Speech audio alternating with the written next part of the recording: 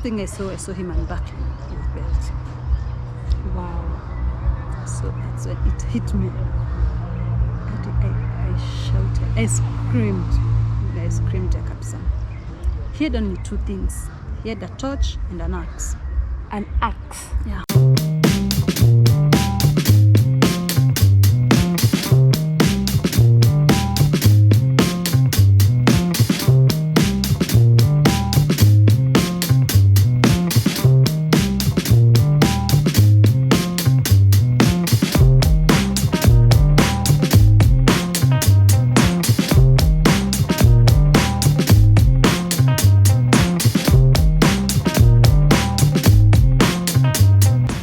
Hello my loves, how are you doing?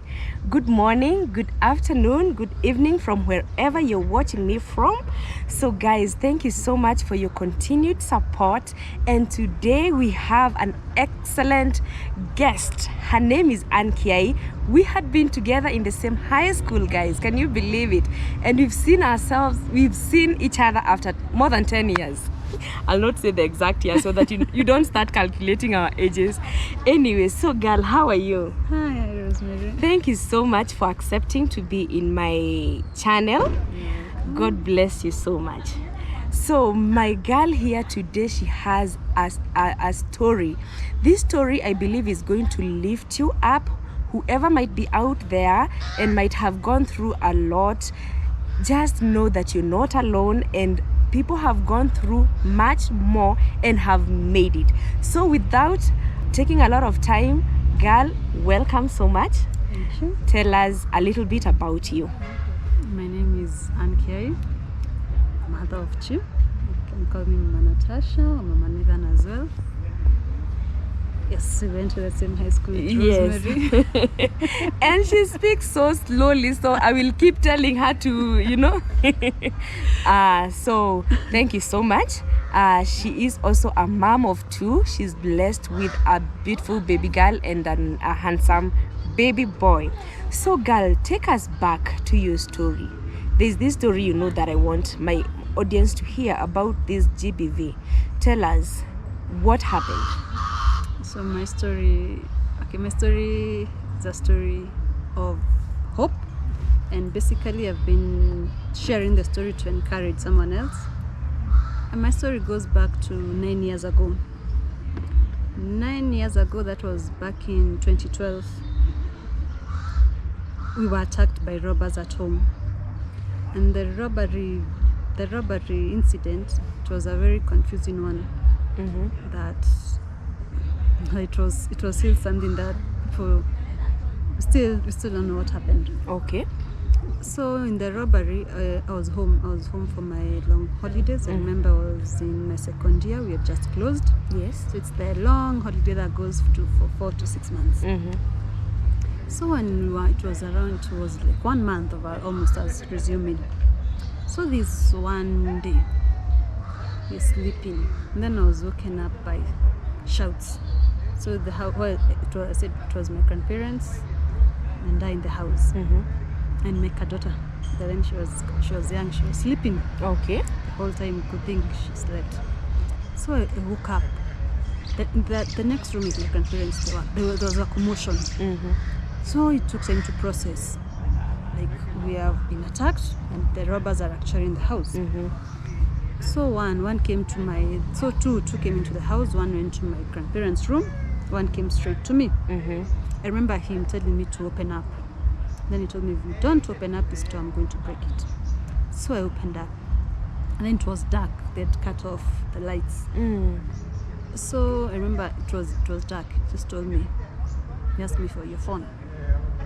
I said, I have no phone, I'm a school girl. So I was small, so when looking at me, so I think he believed I was a school girl. They believed. So he didn't ask for the phone again. The next thing he told me to follow him. So I followed him. You see these houses where it's a corridor, you go into the living room. I remember he was this tall guy. He was big, and he had boots. In the dark, you can see how tall he is, and the boots, because I followed him. Yeah. So we went to a living room. I remember the exact spot. He told me to sit down. All this time it's dark? It's dark, but he had a torch. Oh, okay. He had his torch. Mm-hmm. He told me to sit down. So I sat at his feet. That's why I remember he had boots. Mm-hmm. So I sat at his feet. So I'm sitting, he's standing. He told me, the next thing I saw him unbuckling his belt. Wow. So that's when it hit me. I shouted, I screamed kabisa. He had only two things. He had a torch and an axe. An axe? Yeah. He had a torch and an axe. I think that's the part that sometimes I forgot to give. He had a torch and an axe. That's these too small to shock us. He had that one. Mm-hmm. When I did scream, I was beaten up. You kicked. And he has boots. And he has boots. Your back, I remember I had bruises on my back. And then I had braids. Like these ones. After beating, he beat you and insulting you. Oh my God. You will not say the insults. No, don't The say insults, that. you will not say the insults. Yes. So now he held me by my braids. Like Yes. this. Mm-hmm. And then he dragged me to a kitchen. So now I sat in the kitchen. And then now, I remember I had trousers like these ones. What do you call them? These ones, the linen that they have a belt here. Mm-hmm. Mm-hmm. Like the strings. So he did like shh. He just loosened the pants. He cut them.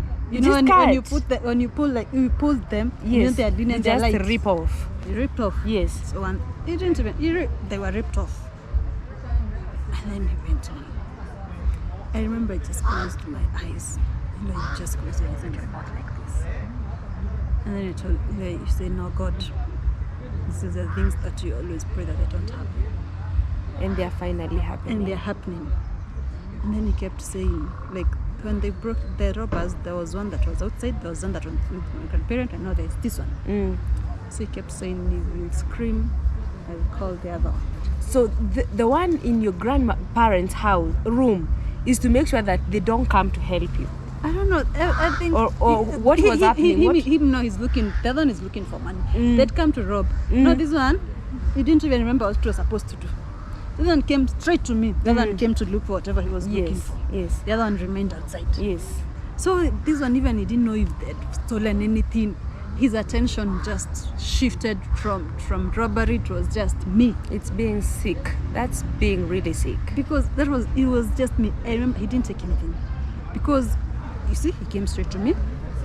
And then after finishing with me, he left. I remember, so he kept saying, if you scream, I'll break your legs. I'll cut them off. I'll call the other one. And adrenaline is funny. I never knew that my leg was fractured. You didn't know at that time? I was in shock. I was in my own world. So the leg, did he cut with the axe or he just broke it with the boot when he hit you? Whatever broke my knee. You didn't know? I didn't know what broke my knee. Because it's this bone, the patella. It's a hard bone to crack. So if you've beaten and it fractures, that person must have used violence. A lot of it. A lot of violence. So I remember, so they left. We finished and they left. I remember I collected myself, woke up, I dragged myself to my room. So I went and laid on my bed. I remember I saw my grandmother. She came from their room. When they knew they left, so she came. It's like instincts were telling her, these people are not up to any good. This person that has taken her, wherever he has taken her, nothing good is happening. Yeah, exactly. So she asked me if they have raped you. I said yes. She told me, don't worry, we're going to hospital. And that's something that I love about her. She didn't hide. No, she didn't hide. So because we live in this normal setups, so there is my grandmother, there are my uncles, there are people. Oh, it's a homestead. The extended family. Yeah, they are walk. I just need to walk. Yes. So when you start in physiotherapy, it's your leg. It's like this now, and you have to go to 90 degrees. You have to survive living with this implant just to adjust your leg. So the bone has to heal, and the implant, you have to live with that. I remember physiotherapy was painful. So when it will get hard, I still go. Sometimes I'll cry because of the pain, the physiotherapy pain. And then I'll ask, why am I doing this? Exactly. Why did this happen? Why am I not in class? Why do I have to juggle here and here for physiotherapy? Yes, tap it. Because physiotherapy then, I think that's why I stayed for the whole 9 years before having the wiring removed. 9 years, guys. 9 years. 9 years from the time it was put until the time, when was it removed? This year I did it in March. This year March, guys. Someone with a wire. Is it? Are we supposed to, for lack of a better word? No, medical term. They call it a patella implant. It was no patella implant. It was an implant. So, but it's something foreign. So it's not anything that you need in your leg, of course. Guys, my goodness, have you been in such a thing? What do you think about today's topic? Have you heard about any rape case? Have you heard of anyone that has been raped? This is a survivor we have right here, very strong girl, as you can see, and really beautiful. She's really beautiful inside and out. So guys, so now after it was removed, how are you faring on? How do you feel right now? So let me just take you back a little. Yes. So after the surgery, after life now moved on, you have to push through that fourth year survival. Yes. So I think I had to heal first. Like emotional healing and stuff. And that is the hardest. I had to heal. So and then 5 years later, I remember in 2015 I did my first post on Facebook. Now it happened. This thing happened I remember it was January 19th. So I did the first one, January 19th, so that's why I mentioned I was raped. 5 years later. Yeah, so and then you mention it, you're like, well, you may, and stuff. So I do bits. I was raped, my leg was hurt, you bit go, and pieces, yes. You go bits. Yes. So I think last year, I started talking more, opening up, giving the whole thing. This year, it's 9 years later. I remember January 19th. So January 19th, I look at myself, I said, my knees now okay, it's back to normal. I can put on my heels, I can fold my you knee. can put on your heels. Awesome. My knees, my life is it was getting back to normal. It's back to normal. So I asked myself, why do I still have the implant in me? Why do I have the implant? Because of fear. I told myself, this is now healing. I want, when I'm going to mark 10 years, it will be a different story. Yes. It will be not like the story of, I'm still in pain. I want 9 years, I'll be looking at it and say, I healed, I'm healing someone. And I want to now change the narrative. Yes. I say I've healed. Now it's time to heal someone else. Beautiful. So after January 19th, I said, it's courage. I went back to my guy, orthopedic. Yes. The guy who did my first surgery. He has an orthopedic clinic right not far away. Okay. So I went to my first clinic. I went to the clinic. Let's look at your knee. Your knee is back to normal. So it's a choice. Do you want to live with this wearing, or you want to have it out? Yes. So I said, no, let me do the surgery. But I told myself, if I'm going to do this surgery, it's closing that door of exactly pain and opening another door of healing. This is when now you speak your story, you encourage someone else. I said, now I'm opening another door. Beautiful. And I remember when I was scheduled for surgery, it was the week that we had the Belgian case. Yeah, so, guys, you know that case? And that case broke me. Whereby there was someone, tell people, those ones that don't know, just a bit. What happened to that girl? Vivian was a case. She died after rape. She had a broken spine. It was terrible. And on social media, people just kept talking. It was bad. So I remember her story was trending on the week that I'm supposed to have surgery. Yes. I felt it. And now I remember everyone who has gone through such a similar thing people spoke up. And you say, do you want? For me, it was like, how many more statistics do people want? I didn't die. Yes. But I have a scar. Yes, a forever scar. You have a scar. I'm doing another surgery because of someone. Someone has died. How many people how many people are we going to bury? How many people are we... you don't even have to die physically. How many people will not spring up like Anne and they will live in a cocoon of feeling self-pity? We have the self-pity because rape. We don't speak about it because you before you become the survivor, at that point you're the victim. Yes. You're the victim. You'll be like, you went to a man, you provoked him, you dressed indecently. It's always your fault. Yeah. You're the one who has to suffer shame. You always thought we did something. We did something. We did really something. Bad. We did something. We did something wrong.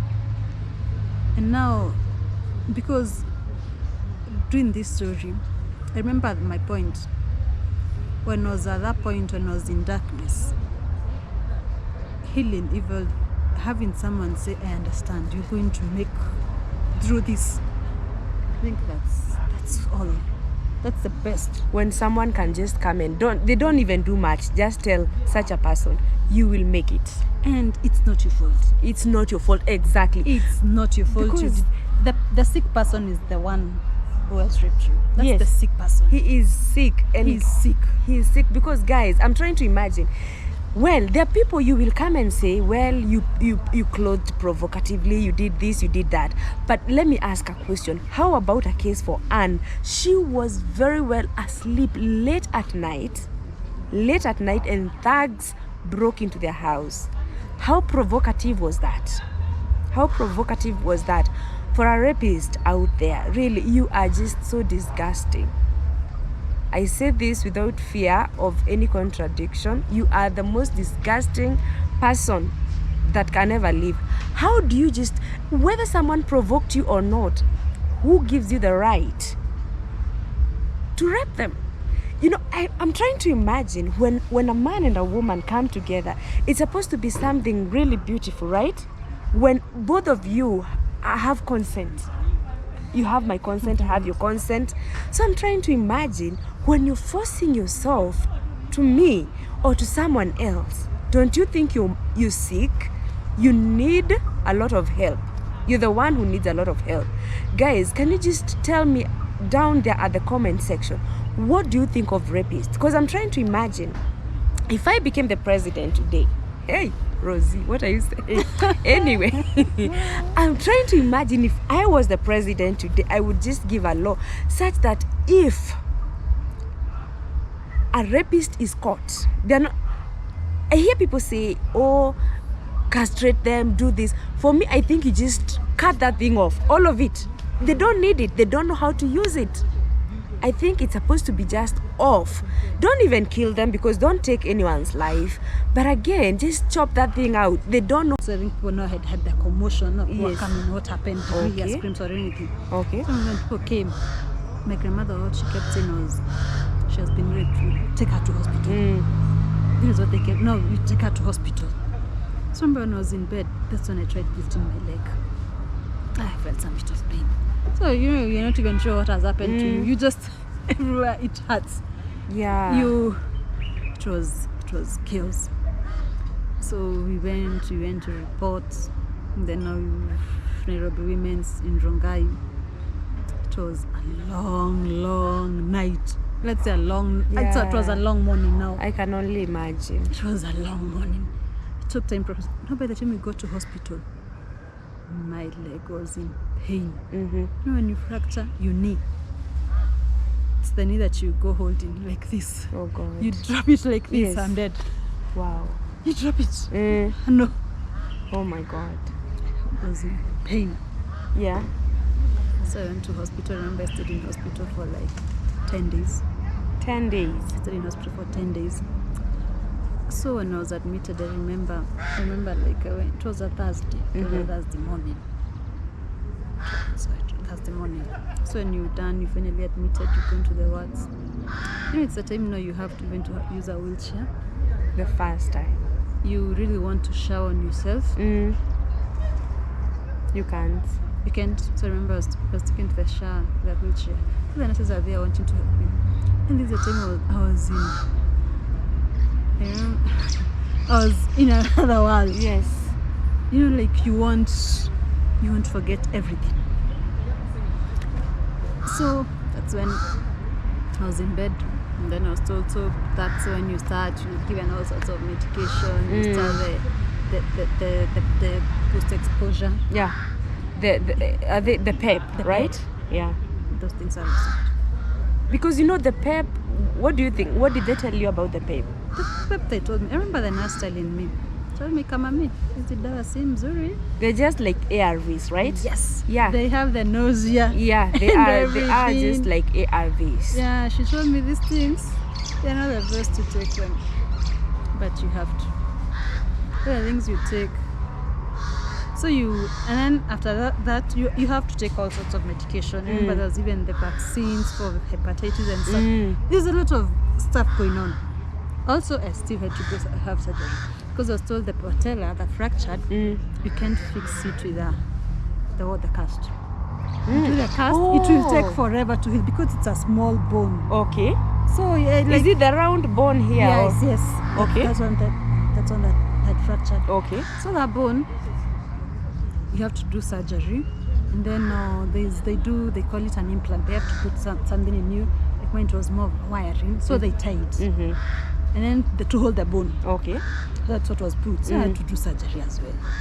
So everything is happening so fast. And then you're given this. I remember after surgery, I remember when I was on the operating table, I cried. You know, times you cry, times you not cry. Because I was asking my mind so much pain. And then it was a sad story. Everyone will ask, what happened to you? I was beaten up. Someone will ask, what sort of violence? I know. What sort of violence? How do you break a girl? How do you break a bone? Why would someone do that, really? Let people come still and go. And as I told you, I was on a long holiday. Yes. From maybe October. You're supposed to resume in Feb. This has happened in January. Oh my God. So in short, no school. I went to school. I resumed. You're a strong girl. Wow. I tell you this one, but in a way, that 1 month. I think that, I don't know, I didn't think that's what kept me going. I didn't want to defy anything. And remember, like, it's these sad situations that when people come to you, you know, it's not the stories of I understand or anything. That's when people kept saying is, we praying for you. We praying for strength. When people come to me and they say, there's nothing that you can do. You don't know what you're going through. We pray for strength. Everyone was, I think the prayers at that point. It's the time when you're not, the prayers from people are pushing you to go on. I stayed in hospital 10 days, 10 good days. You start after the surgery, you start physiotherapy, you start walking like a small child. Yeah, you're now being taught how to walk once again. You start being how to walk. Then at the start, I went home. Physiotherapy clinics. In 1 month, I was back to school for my third year. And you know, in BCom that year is when you specialize. Yes. Yes. By the way, what did you do? I did BCom. I specialized in supply chain and procurement management. Oh, we did become both of us. For me, I specialized in marketing. In marketing? Yes. So it's when you specialize, and then you know campus, and you're in reg. It's survival. Yeah. Yeah. And after the scare, I remember I'd been, you know, when I was getting in my room and I was being allocated my room, I didn't fracture anything. So I was given a room, we call third floor. Third floor. I refused. It was second third. Yeah, it was third. I said, so I put we shift, you stay downstairs. No. I'm going to stay ground. So you can imagine me. So which floor do you want to stay? Where my room was. Okay. I go up, I will not come down. Yeah. I survived. Wow. You can imagine how the lecture house I went. So I think that thing of I want my life back. I want back. I don't want this thing to to derail me, to make me defer my studies or anything. The spirit of fighting. I think that's what pushed me. Yes. I tell you, life happened. You want to continue. I wanted to put this thing behind me. Yes. So, okay. Yeah. So I remember like my first test. You know, like after rape, you have to the first HIV test. 3 months later. Oh my God. I can only imagine. What was going through your mind at that time? Yeah. You know, I think I've also found myself in such a situation whereby you're really scared of the test. And for me, this is the time just to go a bit off, just a little bit. And it's just to say I know what she means. Me, it's when I realized that my ex had been sleeping out. And I remember now going to get the test, and your heart wants to get out of the chest, and you know. So how was the feeling? It was the test that you go with someone. Yes. You have to do this test. It was hard. Mm-hmm. It was the test that you want. You want to see the results. You don't want to see the results. You don't want, for sure. And then there's this some bit of bitterness that kept on coming. Why do I have to do this again? No, that was it. Yes. I remember going for physiotherapy. Physiotherapy was painful. At times I used to have 2 sessions in a week. And remember, I'm in that year. So I have to come all the way from Kabete to KNH. You do your therapy. It's painful. Even on days when there are times I have cuts. So I still have to do therapy. Yes. On my appointment date, I'll say, reschedule. I'll still come. Yes. Because I want to work. I wanted to work so badly. And there's this thing that your life was normal. So you start from this point of, you are working. Then one day you can't walk. And now you have it's painful. You go like, Lord, I just want to walk. If I'll be limping, however I'll be walking. But I just need to how to use. What do you think? Maybe I might be really harsh, but guys, tell me right on the comment section below. Let me know, what would you rather it happens to a rapist? Because, girl, have you forgiven that man? You see, that's the bit we talk about. Yeah. Like after this story, you know, there are things for you to speak about this story. There are times I look and say, if I saw this person, what would I do? What would you do? Nothing. First of all, can you even you can't even remember the face. You didn't see him. And there's a point to say the damage is done. It's done. It's done. I'm past the bitterness. But what did you do to them? Because even if they are killed, at the end of the day, whatever they did can't be reverted. Whatever they did can't be reverted. You know, for you, it has to reach to that point. You know, like, there's this angle, we are looking at GBV. And we say, for GBV, there's this angle that we look at.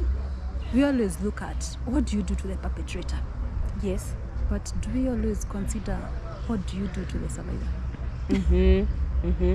We talk, the man, he's going to jail, he's going to whatever, he's going to whatever. Yes. Do we really think about the survivors? Do we really consider their rights? Do we really consider their dignity? You know, that's the hardest part. Yes. That person will go, he'll be hanged, whatever, he'll be jailed, his life, whatever will happen. His end. But this survivor, what happens? What happens to us? Because I know there are women out there whose lives are broken. Because as you said, when a man and a woman come together, there's consent. It's supposed to be sacred. Yes. But there's this thing like I struggled understanding. Why? How would a man force himself on you? Why is someone going against what is supposed to be? Exactly. You know, like I think that is as a survivor, that's what you don't talk about. So you know, the survivor, what you go in your mind, in as much as it's not your fault, you still have questions. What did I do? You know the blame. The survivor is the hardest hit. Yeah. And you hardest hit because society is not understanding. The society is not understanding. Yes. You, the woman, has to do something. Like, you know, like how you will have, like, for me, I'm grateful I had a good support system. Like in my family, no one did hide it. It has happened. It has happened. It was not your fault. You're still the same person. Nothing changes in you. Yes. You know, like nothing changes in you. You're still the same person. Life has to move on. Yes. You have to live your life. My friends didn't view me in any different way. Okay. So, but there's this thing we always have fear. You know, there are many cases where we don't report. Because you don't know how you're going to go to hospital and say I was raped. You know, you're going to go to the police and say I was raped. Yeah. Imagine, because me, it happened at home. And yes, we went to report. But we still had to take them home for them to confirm there was a break-in. What are they confirming really? Our police force, what are you confirming? Someone is here, they say they are raped. You're supposed to rush them to the hospital for the doctor to confirm. So what are you confirming back home? So they used to had to go, there was robbery and stuff, and then after that is when we have to go now to hospital. It's a process.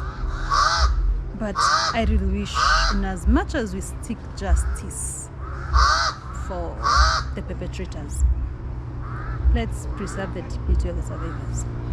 In circumstances where we have like Velvin, let's respect their dignity. Whether someone is dead or not. Respect. Let's not trash them. Oh, this person, you were raped because it is your fault. You were raped because rape enough is hard. It is hard enough, guys. It is hard enough. Let's respect the dignity. Let's whatever is left of our dignity. Yes. Whatever is left, let's preserve that. Let's encourage someone. So me doing the story, it was for justice.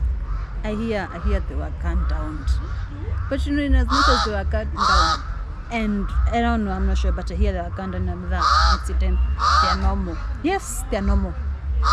But you know, years later, 9 years later, almost 10 years later, I still have the scar. The scar, and it's not ending. The scar, you know, the physical scar. You look at it, you remember. You look at it, you remember. Going through another surgery, you remember. So what happens to that person who was raped by someone they know? They still see this person. They can't report this person. It is still trashed. It is really sad. You know, there are different angles about gender-based violence. You don't do.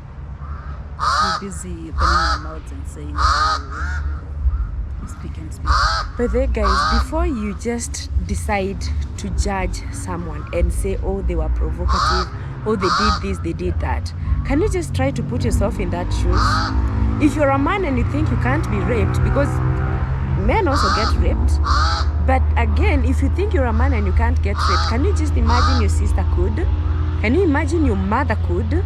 Anybody, a friend, a neighbor, someone you care about can't be raped, including yourself. Nobody cannot, you know, you just, before you open your mouth and just talk a lot of bad things and say, oh, this is what happened to her because of A, B, C, D. Just try to be human enough and know that even if rape does not happen to you or your loved one, anything else can happen. And you know, a lot of things, both of us have gone through a lot of issues, you know. Mine is different, yours is different, but we cannot say, oh, any was good, you get. So don't judge. Just pray for such a person and ask God, please, I pray that you may give them strength, you know, and that they will heal both mentally and physically, you know, so that they can go on with their lives. You know, like for her, she's a mom, she needs to be there for her children, she needs to have a right mind to go about all this. So guys, please let me know what you think about our today's